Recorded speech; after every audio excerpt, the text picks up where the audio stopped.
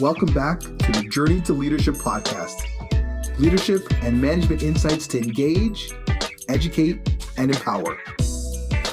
The aim of this podcast is to provide leaders at all levels of organizations with the tactics and techniques to dramatically increase effectiveness, productivity, and results in their business. My name is Corey Atkinson, your leadership and performance coach, Vice President of Strategic Learning and Development at CSPN. And since these podcasts are for all of you, my listeners, I would love to get your thoughts. If you would like to get insight on a specific topic or situation, ask a question, or just give us feedback on what you like or want to hear more of, please let me know. Please email me directly at Corey, Corey, at mycspn.com, or reach out to me and follow me on LinkedIn at Corey Atkinson. So let's get started. Today, we're talking about value. What do your customers value? Quote, strive not to be a success, but rather to be of value. Corey, thanks for the feedback. I definitely will need to step back and reassess how I deal with this new team and each team member. But I've got one more thing that I have to ask you, and I really don't know what to do. Mira slumped back in her chair. She was visibly challenged. Mira and I had been working together over a number of months to improve her flexibility as a leader. She'd been put into a position that wasn't exactly aligned with her career goals. And the new team, this team that she had to lead, was going to take a lot of work. Nevertheless, she was determined to take the challenge head on. Mira and I had met years ago when we were both young entrepreneurs. She was in the video software development and sales world, and I was getting my feet wet in the world of learning, performance, and coaching. Years had gone by without us talking, but out of the blue, I get a LinkedIn email request from her asking to have a conversation. That conversation turned into her asking me to coach her while she transitioned into her new role. I leaned forward into my chair. So tell me more. What's going on? It's about our sales and customer retention. I've been doing everything I can to coach my customer retention and inside sales teams to hit our numbers and drive the customer experience. But it's not working. Every month we seem to just be hitting our minimums. I'm not feeling good about it, and the team is definitely not feeling good about it. Well, what have you identified as some of the main challenges? I asked. Why is your team not thriving? There are two big ones. First, our two main competitors are blowing us out of the water with marketing campaigns, digital sponsorships, events, you name it, they're doing it. And two, our customers are leaving or staying solely because of price. Now, I know we cannot control what our competition is doing. If they have larger budgets, there's nothing we can do about it. And on the price issue, Corey, I'm constantly reminding my team to focus on the customer experience and what does the customer want? Their values. The team says they're doing that, but the results aren't showing up. Like I said, I don't know what to do. I quickly made a few notes into my notepad, and as I did, I was smiling to myself, and I could see Mira was intrigued. Mira, I've been thinking about this same topic for a long time. Customer experience, client wants versus value. And I've noticed that as our business world continues to churn out the latest buzzwords, we're forgetting the basics and not getting to the heart of the matter. When it comes to the heart of the matter, it's about understanding others and perspective taking. Mira jotted down the word perspective taking. You see, I spent a lot of time on this, Mira, in a number of the sales excellence programs that we deliver. And it always comes down to understanding the human brain in the context of today's world. Not what we just want, but what do we value? Mira shrugged her shoulders. I don't know, Corey. Tell me, what do they value? That's why I'm here. she said with a smile. Today, Mira, because of time limitations and the busyness of everyday life, and regardless of industry or type of purchase, even buyer personality, all of us are seem to be hitting on four key perspectives or benchmarks when we are deciding if who we are going to work with. And those benchmarks are improved returns, solve problems, reduce complexity, trust, and transparency. Mira jotted down the four ideas and shook her head in agreement. You see, when we make a decision, a purchase decision, consciously or unconsciously, we always weigh these four vital factors. They're what I call our benchmarks of value. It doesn't matter if the purchase is a personal or business one, these factors are universal. And once we've made those and weighed those decisions, we also consider not just the rational, does a product do what I want, but also the emotional. Does the organization know me, make me feel involved, make me feel valued? And that value really comes down to not just the emotional factors, but the context of the execution. And that is the biggest difference to future purchases and loyalty from a customer. I could see Mira was intrigued, so I continued. So the first one, improved returns. As you well know, customers want to improve the quality of their lives, their businesses, and everything around them. They want the best return for their investment. Organizations look to improve their income, Mira, their profits, their assets, individuals, their health, their wealth, their happiness. We make investments all the time on the cars we buy, the people that we spend time with. So if you want to really ensure that you are connecting the values to the customer, remind your team to tune into customers' real goals behind the ones that they just articulate and their dreams, and then help them achieve them. And to do that, increasingly, that comes down to providing feel-good experiences, masterful communication skills, and showing that you have a social responsibility mindset. That goes a long way to improving returns. The second one, solve my problems. Customers seek support and service. We know life is rushed, and there isn't time for everything, especially the mundane tasks and those that require maybe different skills. Creating a garden, updating a computer. Businesses and the everyday customer want to outsource their non-core competencies. Yes, even the everyday customer.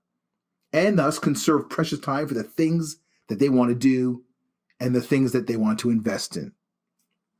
So with this one, get your team to regularly discuss what problems do your customers have, what problems they may face in the future, and how can we help solve them now and tomorrow. It just comes back to great service. Put yourself in your customer's shoes for today and for tomorrow. Mira shook her head. I could see she liked what I was sharing with her. Third one, reduce complexity. Now, this is a tricky one because it's all about choice, and choice is great, no doubt about it. But the complexity of choosing has increased dramatically. And who is there to help us? Organizations, communications, and advertising is creating a lot of noise that even sees marketing campaigns and strategies impacting our public restrooms. Now, while I used to love my 31 flavors at Baskin-Robbins, do I need that amount of choice in everything that I do? I don't know. Some customers do, but how often and how many, Mira?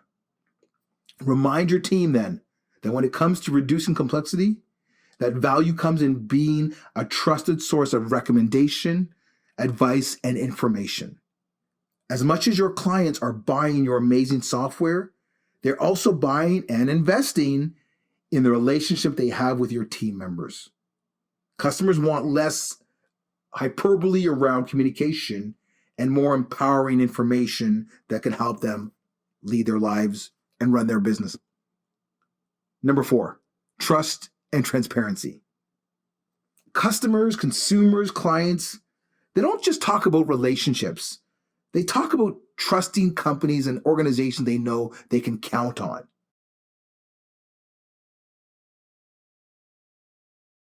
And I'm finding that those hallmarks of trust aren't difficult, but they're becoming more important and harder to meet on a regular basis.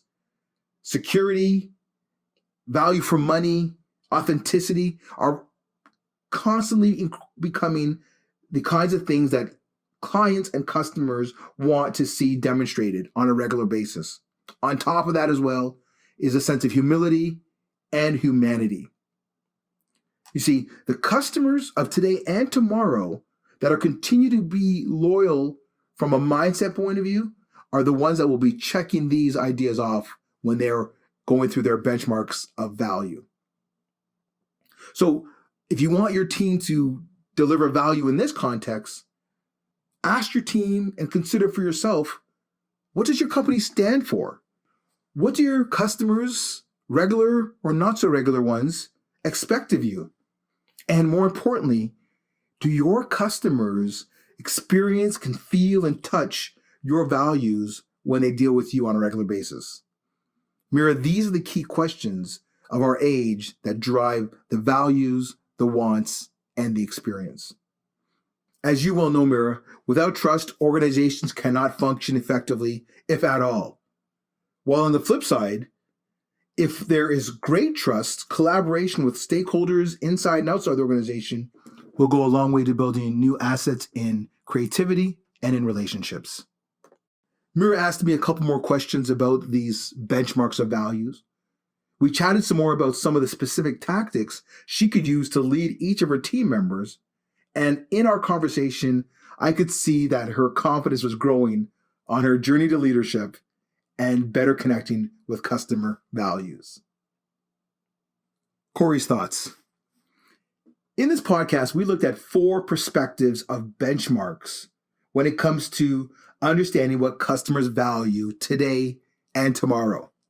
1, improved returns. We're all looking for a return on our investment with our suppliers. 2, solve my problems. Not just the ones that are in front of me, but also the ones I may not have considered yet. 3, remove complexity. We are very, very busy, so making things simpler is and will always be important to me. Give me the information I need that I can use right away. And 4, trust and transparency. This is really about, do you have my back? Can I count on you? And this last one is where I always tell leaders to start when it comes to moving the needle for their culture, for results, for performance. Whether or not it's the external customer or an internal one, trust is critical. And you don't have to just take my word for it. Just take a look back at the number of anti-business films and situations in which large organizations have lost trust over the years. Some of the popular ones that come to mind is The High Cost of Low Prices, which of course was about Walmart's best practices. Super Size Me, about the unhealthy sides of eating a diet of McDonald's. The Constant Gardener, a critical portrayal of the pharmaceutical industry.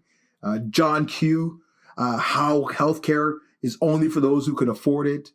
And even An Inconvenient Truth, Al Gore's film about the misconceptions of the causes of global warming. Regardless of what you want to achieve, it all comes back to giving customers exactly what they value. This continues to be the fundamental principle of successful business in this generation, the ones gone past, and the ones that will be around the corner.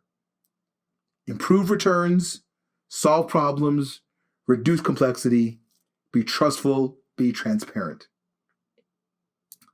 As I said in the beginning of this podcast, strive not to be of success, but rather to be of value. So that is our podcast for today.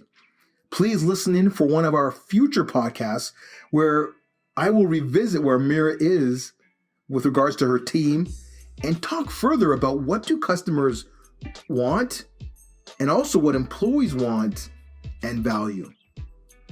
Please connect with me through our website, mycspn.com. You're going to find great information there about our customizable learning and development programs and options that we provide, consulting, and some great upcoming events and client success stories. By the way, all of our podcasts are on our archives page, so please go there to see what else we've been talking about. And as well, once again, reach out to me on LinkedIn or email me directly at Corey@mycspn.com. I love getting your thoughts, your comments, and your questions. And because community is the key to our journey to leadership and life, I have a great offer for all of you, my listeners. When you email me feedback on our Journey to Leadership podcasts, I will send you my CSPN Gotta See This reading list. This is a collection of books, articles, blogs, infographics, and more that my clients and I have found extremely helpful for maximizing leadership, implementing management strategies, and delivering memorable experiences for clients and customers. So please email me your thoughts and I will send the list immediately. Once again, my name is Corey Atkinson, the Leadership and Performance Coach and VP of Strategic Learning and Development at CSPN. I hope you really enjoyed listening, and I look forward to seeing you on your journey to leadership. Thanks for listening, and have a fabulous day.